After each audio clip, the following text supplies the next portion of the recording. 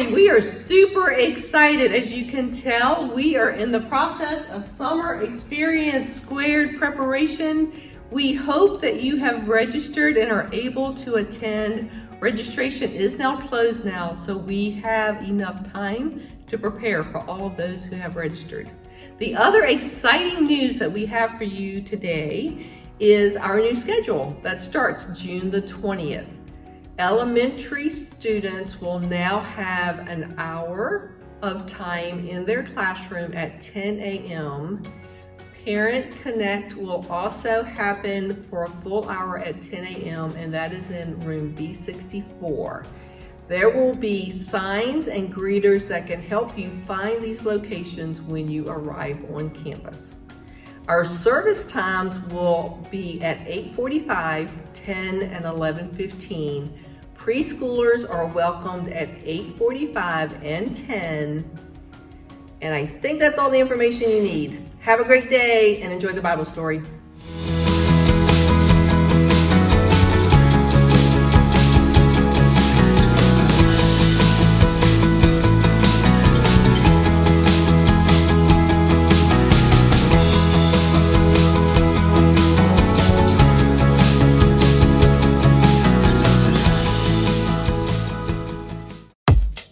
Mic check.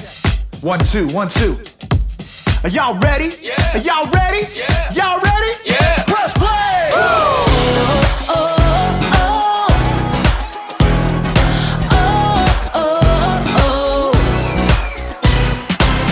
Jesus, we know we belong here because of your love for us that goes on and on forever. Jesus, we know you are with us wherever we go. You're there, we'll always be together. So sing along with me for all the joy he brings. It's going down. Get in the mix. We're not stopping. Get in the The mix. party's hopping. Get in the mix. Everybody say it's time to press play. Get in the The mix. beat is dropping. Get in the mix. Feet are stomping. Get in the mix. Everybody say it's time to press play. Oh, oh, oh. Press play. Oh, oh, oh. Press play. Jesus, we know we belong here because of your love for us that goes on and on forever. Jesus, we know you are with us wherever we go. You're there, we'll always be together. So sing along with me for all the joy he brings. It's going down. Get in the mix. We're not stopping. Get in the The mix. party's hopping. Get in the mix. Everybody say it's time to press play. Get in the The mix. beat is dropping. Get in the mix. Feet are stomping. Get in the mix. Everybody say it's time to press play. Oh, oh, oh. Press play. Oh, oh, oh. Press play. Oh, oh. Press play. Oh, oh. Press play. All right, all right, all right. We're gonna break it down one time, y'all. You gotta sing it out with all you got. Y'all ready? Come on, come on. Clap your hands like this. Have confidence to get in the mix. Clap your hands like this. Have confidence to get in the mix. Now clap your hands like this. Like this. Have confidence to get in the mix. Now clap your hands like this. Like this. Everybody get in the mix. Get in the mix. We're not stopping. Get in the The mix. party's hopping. Get in the mix. Everybody say it's time to press play. Get in the The mix. beat is dropping. Get in the mix. Feet are stomping. Get in the mix. Everybody say it's time to press play. Oh, oh, oh. Get in the mix. Press play. Oh, oh, oh. Get in the mix. Press play. Oh, oh. Get in the mix. Press play. Oh, oh. Press play.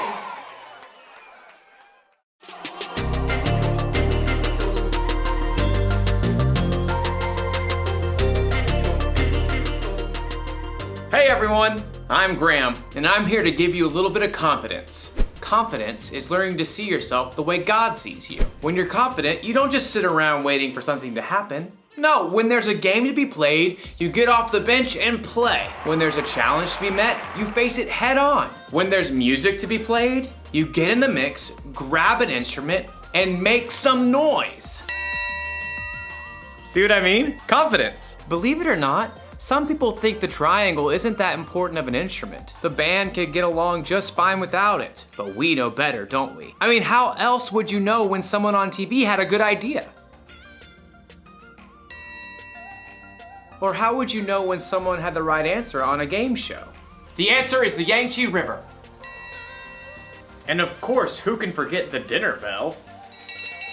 Come and get it! Sometimes something that doesn't seem important can make a big difference. And in today's story, we'll see how God used someone who didn't think he was important. And that someone's name was Gideon? Right, Gideon. See you in a bit. The Bible. It's 66 books of history, stories, letters, and poetry that fit together to form God's one big story. The epic adventure of how He created us and loves us so much that He made a way to rescue us. As we travel through the Bible, from Genesis to Revelation, we discover people who met God and found their lives changed forever. Now, for an amazing story, inspired by the book of Judges, chapters 6 through 8. As many times before, the Israelites turned away from God. He allowed the Midianites to take over their land. God's people hid out in caves. When they tried to grow plants or tend to livestock, the Midianites would show up and destroy their crops and animals. At last, the Israelites cried out to God for help. He heard them and sent the angel of the Lord to a man named Gideon, who was threshing grain in a winepress. Mighty warrior, the Lord is with you. All Gideon could do for a moment was stop and stare. Pardon me, sir. You said the Lord is with us? Then why has all this happened? The Lord has deserted us. You are strong. Go and save Israel from the power of Midian. I am sending you. Pardon me, sir, but how can I possibly save Israel? My family is the weakest in the tribe, and I'm the least important member. I will be with you. Even with a direct message from the Lord, Gideon was still nervous about the whole thing. Give me a special sign. Then I'll know it's really you talking to me. So God gave Gideon a sign, sending fire to burn up meat and bread. God's spirit was with Gideon. And when the Midianites and the Amalekites gathered to attack, Gideon sounded a trumpet for the Israelites to follow him. But even as the army gathered, Gideon once again pleaded to God for another sign. God responded by letting dew fall on a fleece, and then on the next day, only on the ground surrounding it. Okay, I've got it. Thank you. At last, Gideon was convinced God wanted to use him. He camped with 32,000 men at the spring of Harod and prepared for battle. Here, God spoke again. I want to hand Midian over to you, but you have too many men. Too many? Israel might brag, my own strength has saved me. Announce to the army, those who tremble with fear can turn back. Gideon did just as the Lord instructed. There, Lord. 22,000 men have gone home. Only 10,000 left to fight. There are still too many men. Have you seen the Midianite army? Take the men down to the water. There I will reduce the number of them for you. Even though it must have worried Gideon to lose more of his army, he did just as the Lord said. Field trip to the lake, everyone! At the water's edge, the Lord said, Some men will drink the way dogs do. They will lap up the water with their tongues. Separate them from those who get down on their knees to drink. Gideon watched carefully. Most men got on their knees and drank directly from the water, but 300 men cupped the water in their hands and lifted them to their mouths to lap. So, God, I send those 300 men home and keep the other 9,700, right? With the help of the 300 men who lapped up the water, I will save you. Let all the other men go home. Oh. Okay. Yes. Gideon sent home every single person in the army except those 300 men. Get some sleep. Tomorrow we will figure out what's next. That night, the Lord spoke to Gideon once more. Get up. What? Oh, I'm awake. Gideon stumbled out of his tent. Below, the campfires and torches of the enemy armies covered the entire valley. So many. Like a swarm of locusts.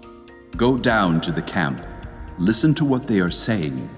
After that, you will not be afraid to attack. Wondering if he might be dreaming, Gideon snuck down the mountain to hover in the shadows at the edge of the camp. He could hear voices from a nearby tent. I had a dream. A round loaf of barley bread came rolling into the camp. It hit the tent with great force and knocked it flat. Wow, but that can only be the sword of Gideon from Israel. God has given him the whole camp. Gideon listened in shock. Wow, God. Thank you. At once, Gideon scrambled back up the hill to the Israelite camp. Get up! Get up! The Lord has handed the Midianites over to you. Quickly, Gideon separated the 300 men into 3 groups and handed each one a trumpet and a clay jar with a torch inside. Watch me. Do what I do. I'll go to the edge of the enemy camp. Then we'll blow our trumpets from all around the camp and shout, "For the Lord and for Gideon!" Gideon and his men headed quietly down the slope, fanning out in groups to surround the vast enemy camp. Okay, get ready. As soon as Gideon sounded his trumpet, he smashed his jar so the torch shone brightly. The other 300 men did the same. For the Lord! A sword for the Lord! Gideon! The Israelites held their ground, but their enemies panicked, confused by the trumpets and bright lights that pierced the dark night. They're coming from everywhere! The enemy armies were so confused, they began to fight each other, and then they fled in fear. After the men! Gideon and the Israelites chased their enemies all the way to the Jordan River and beyond until all the enemy armies were destroyed. The Israelites begged Gideon to rule over them. I will not rule over you. The Lord will rule over you. Yep, Gideon was an underdog, filled with doubt, but he still chose to follow God, and God used him to save the Israelites. According to Gideon, he was the least important family member and the weakest family of his tribe. He certainly didn't think God would use him to lead an army to victory over their enemies, but sometimes God uses people who don't seem important to make a big difference. You see this all through the Bible. Think of Jesus. He didn't pick the strongest, smartest, and most holy people to be his 12 closest friends. He picked regular guys, fishermen and tax collectors to be his disciples, and they went on to make a huge difference in the world. Hey, maybe that means God can use someone like me too, or someone like you. We don't have to know everything. We don't have to be important. God can do big things through us. Maybe he can use you to help a friend who's having a bad day. Maybe he can use you to solve a problem in your community. Or you might invent something that's never existed before. You might not think you're that important, and you might not think you're ready to make any kind of big difference. But the truth is, God thinks you're important, and he's totally ready to use you for something amazing. That's the one thing to remember today. God can use you no matter what. Knowing that should give you a little confidence. Why is my mouth watering? Oh, must be dinner time. I'll see you around.